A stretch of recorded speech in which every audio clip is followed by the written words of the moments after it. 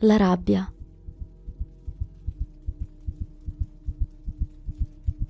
La rabbia non è mai uguale per tutti. La mia nasce piano, cresce silenziosa, si nutre di gesti mancati, di parole lasciate sospese e all'improvviso diventa un fuoco che brucia dentro, difficile da contenere.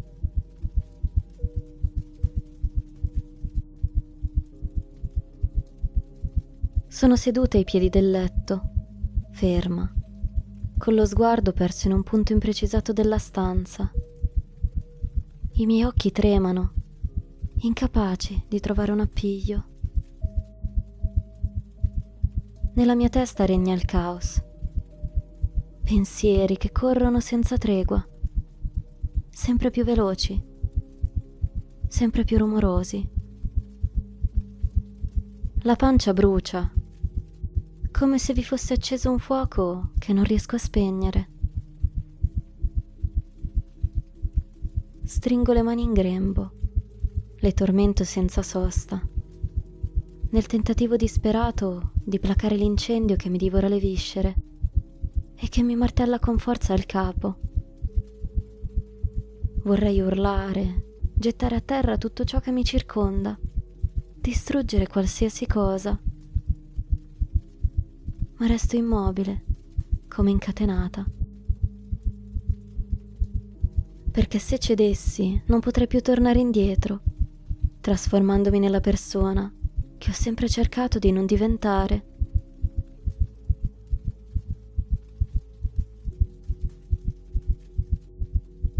Tutto è cominciato per qualcosa di minuscolo, un tono sbagliato, una battuta di troppo, forse perfino un abbraccio mancato.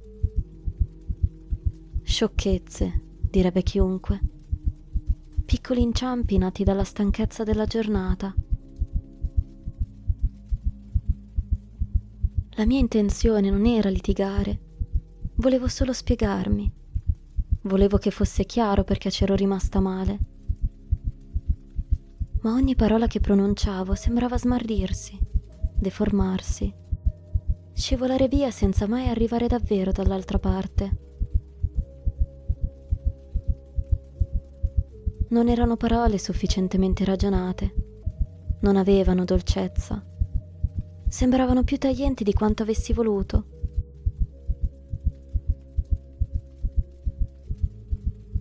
Non volevo ferire, ma la rabbia, o forse l'orgoglio, mi hanno spinta a difendermi, a non restare muta.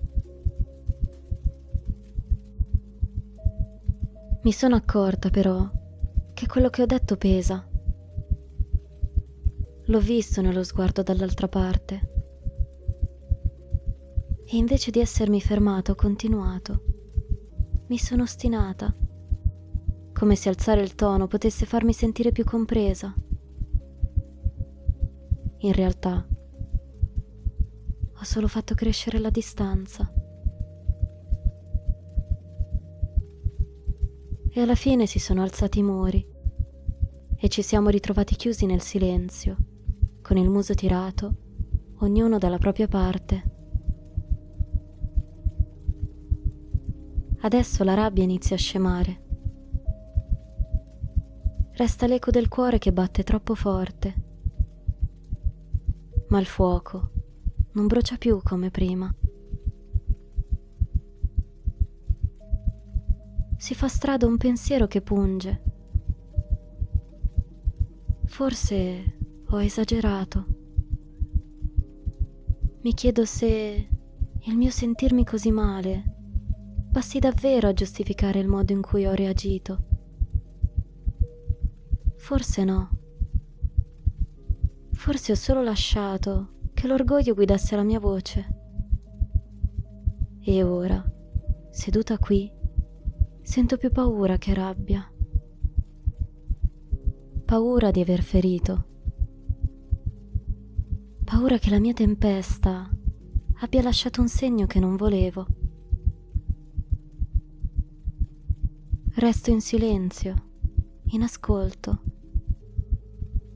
Ogni piccolo rumore dell'altra persona nella stanza mi arriva amplificato, come se potesse rivelare le sue intenzioni. Dentro di me cresce il desiderio che si avvicini, che rompa questa distanza. Una mano sulla spalla, un abbraccio, qualsiasi gesto capace di spegnere il fuoco che ancora mi tormenta il petto e di abbattere il muro che è stato alzato.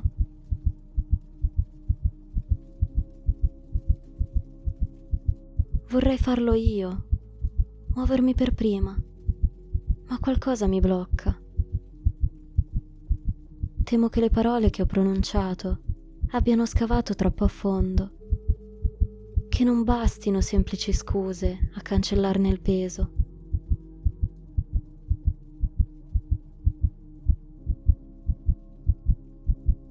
Eppure ogni fibra del mio corpo mi spinge verso un solo pensiero: chiedere perdono.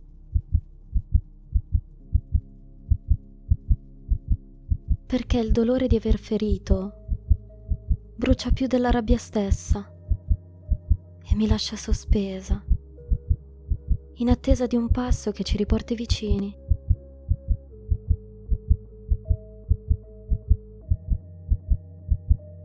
La rabbia si è spenta.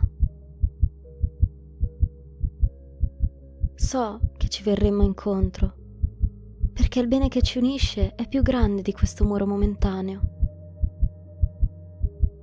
Ogni gesto mancato, ogni parola tagliente, si ridurrà a un'ombra lieve davanti alla certezza che, alla fine, torneremo vicini.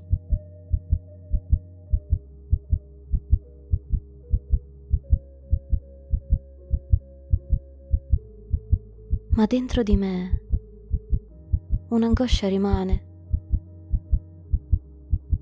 quella di non riuscire a fermarmi in tempo.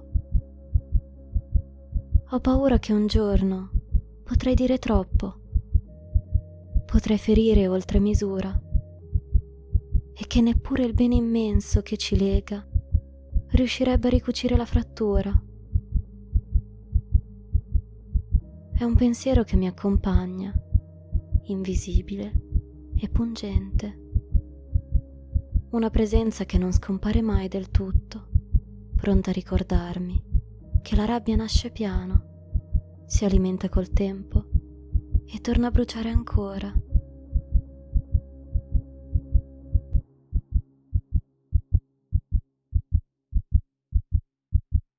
La scelta è mia. La consapevolezza di ciò che potrei perdere mi accompagna come un lume discreto che rischiara il buio e mi ricorda di fermarmi in tempo, perché il bene che ci lega è più grande della rabbia o dell'orgoglio e il solo pensiero di perderlo diventa il filo che mi trattiene dal lasciarmi andare.